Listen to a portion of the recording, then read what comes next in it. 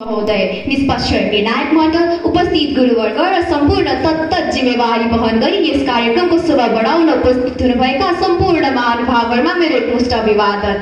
म रानी शर्मा आज यस विश्व ज्ञान पाठशालाद्वारा आयोजित इतिहास वाचन प्रतियोगितामा प्रतापी राजा अंशुवर्माको शासनकालबारे विभिन्न स्रोतबाट सङ्कलित मेरा कथन तपाईहरू सामु प्रस्तुत गर्न पाउँदा एकदमै प्रफुल्लित छु र यस अवसर प्रदान गर्नुहुने आयोजकप्रति कृतज्ञ पनि।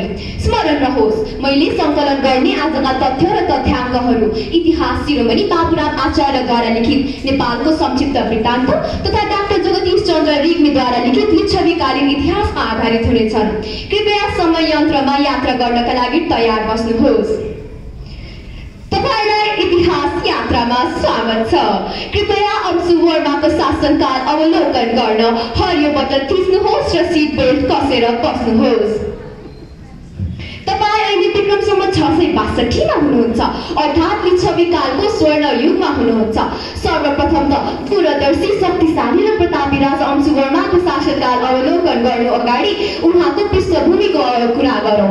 वास्तवमा अंशुवर्माको शासनकाललाई दुई चरणमा विभाजित गरिएको छ, जहाँ विक्रम सम्वत 651 देखि 662 सम्म उनी राजा शिवदेव प्रथमका सहायकका रूपमा छन् भने बिस्तारै पदोन्नति हुँदै श्री सामन्त, महासामन्त र श्री अंशु हुँदै विक्रम सम्वत 662 देखि 678 सम्म 16 वर्ष शासन सञ्चालन गरेका महाराज धिराज पद प्राप्त गर्ने पहिलो राजा बनेका छन्। अनि तपाईले मान्न सक्छ राजा शिवदेवको राज्यमा अंशुवर्मा कसरी राजा।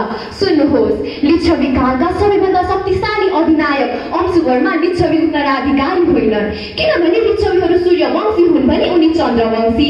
यो कुरा काठमाडौँको पर्टिङमा रहेको अभिलेखमा पनि क्षिति तल शशिना लेखिएको र उहाँको सिक्कामा पनि सिंहको माथि चन्द्र अङ्कित भएको कुरा तपाईहरूले देख्न सक्नुहुन्छ।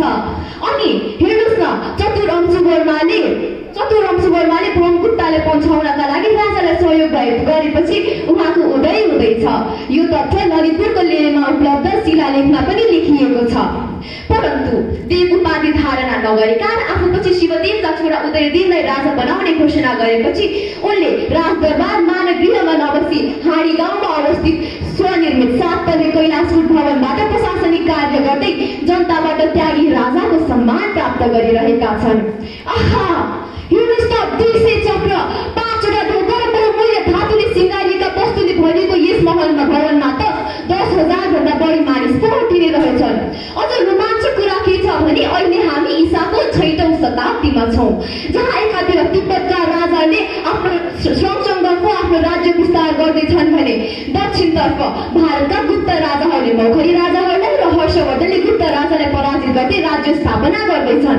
तर यहाँ अंशुवर्मा भने त दुवै देशसँग सन्तुलित सम्बन्ध कायम राखी एकातिर छोरी भिकुटीको विवाह तिब्बतका राजा श्रमसङ्गमको र आफ्नो बहिनी भोगदेवीको विवाह भारतका राजा सुरसेनसँग गराउँदै देशको स्वतन्त्रता बचाउँदैछन् र देशको अस्मिता भावी पुस्तालाई जिम्मा लगाउन गइरहेका छन्।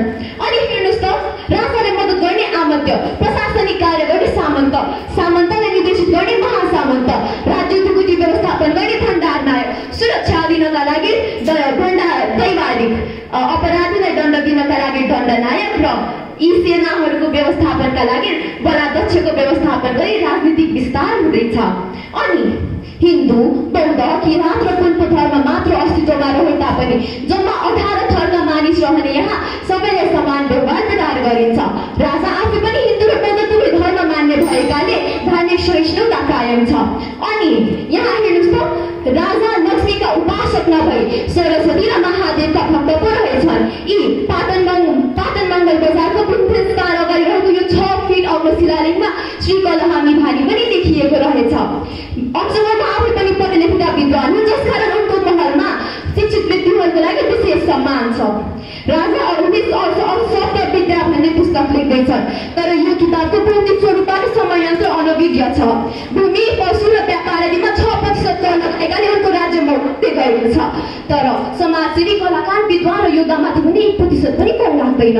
यहाँ कोरिग्राम र दक्षिण कोरिग्रामका जनताहरू कोही पशुपालन र कृषिमा आत्मनिर्भर छन्, त कोही टिस्रो र चितलान हुँदै भारत र तिब्बतसँग व्यापार विस्तारमा व्यवस्थित भएको देखिन्छन्। तर अफसोस, आज बिहान विक्रमसम्म 678 अक्टोबरमा अवस्थाएका छन् र पूर्वमा गृहमा नै उदयदेवको राज्याभिषेक हुँदैछ। समय यात्रामा जोडिनु भएकोमा धन्यवाद। यात्रा समाप्तिका लागि पुनः रातो बटन थिच्नुहोस्। यहाँको दिन शुभ रहोस्।